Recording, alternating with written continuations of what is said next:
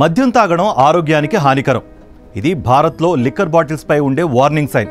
అయితే ఈ హెచ్చరిక సరిపోదని చెబుతున్నారు యుఎస్ సర్జన్ జనరల్ డాక్టర్ వివేకమూర్తి. ఆయన విడుదల చేసిన నివేదిక ప్రపంచవ్యాప్తంగా తీవ్ర చర్చకు దారితీసింది. మద్యం సేవించడం క్యాన్సర్ కేసుల పెరగడానికి ఎలా కారణమవుతుందో ఆయన పూసగుచ్చినట్లు వివరించారు. ఈ నివేదిక ప్రకారం అమెరికాలో క్యాన్సర్ కేసుల పెరుగుదలకు మూడో అతిపెద్ద కారణం మద్యం సేవించడం ఏట. అమెరికాలో ప్రతి సంవత్సరం సుమారు 1,00,000 క్యాన్సర్ కేసులు, 20,000 మరణాలు మద్యపానం అలవాటు కారణంగానే రికార్డ్ అవుతున్నాయట.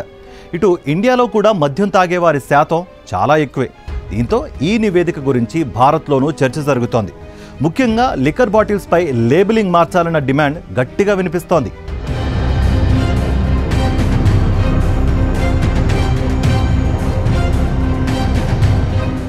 మద్యంపై క్యాన్సర్కు సంబంధించిన హెచ్చరికలను లేబుల్ చేసిన తొలి దేశం ఐర్లాండ్.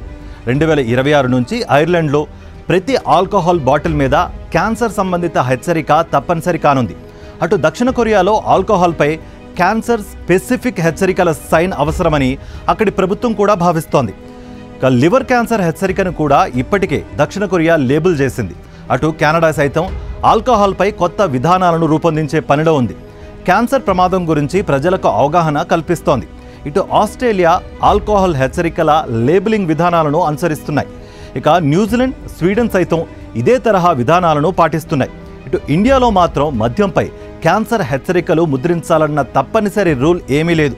కొన్ని రాష్ట్రాలు ఆల్కహాల్ సేవించడం ఆరోగ్యానికి హానికరం అనే సాధారణ హెచ్చరికల లైన్ను కలిగి ఉంటాయి.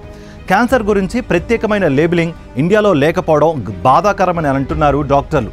భారత్లో ప్రతి సంవత్సరం సుమారు 4 లక్షల ఆల్కహాల్ సంబంధిత క్యాన్సర్ కేసులు నమోదవుతున్నాయని లెక్కలు కూడా చెబుతున్నాయి. 1,50,000 మందికి పైగా కేవలం మద్యపానం అలవాటు, క్యాన్సర్ సంబంధిత కారణంతో చనిపోతున్నారట. అమెరికా యుఎస్ సర్జన్ జనరల్ నివేదిక ప్రకారం మద్యం సేవించడం వల్ల క్యాన్సర్ ప్రమాదం పెరుగుతుందని చెప్పేందుకు 3 ప్రధాన కారణాలున్నాయి. అందులో మొదటిది డిఎన్ఏకి సంబంధించిన అంశం. శరీరం ఆల్కహాల్ను ఎసిటాల్డిహైడ్ అనే రసాయనంగా మారుస్తుంది. ఇది డిఎన్ఏను నాశనం చేస్తుంది.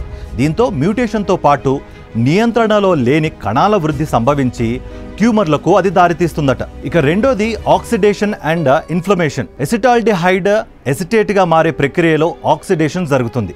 దీనివల్ల ప్రమాదకరమైన ఆక్సిజన్ అణువులు ఉత్పత్తి అవుతాయి. ఇవి కణాలను నశించేలా చేస్తాయి. ఇది చివరకు క్యాన్సర్కు దారితీసే ఇన్ఫ్లమేషన్కు కారణమవుతాయి. అటు మూడోది హార్మోన్ ఉత్పత్తి. మద్యం సేవించడం ద్వారా ఈస్ట్రోజన్ లాంటి హార్మోన్ల స్థాయిలు పెరుగుతాయి. ఇది బ్రెస్ట్ క్యాన్సర్, గర్భాశయ క్యాన్సర్ల ప్రమాదాన్ని పెంచుతుంది.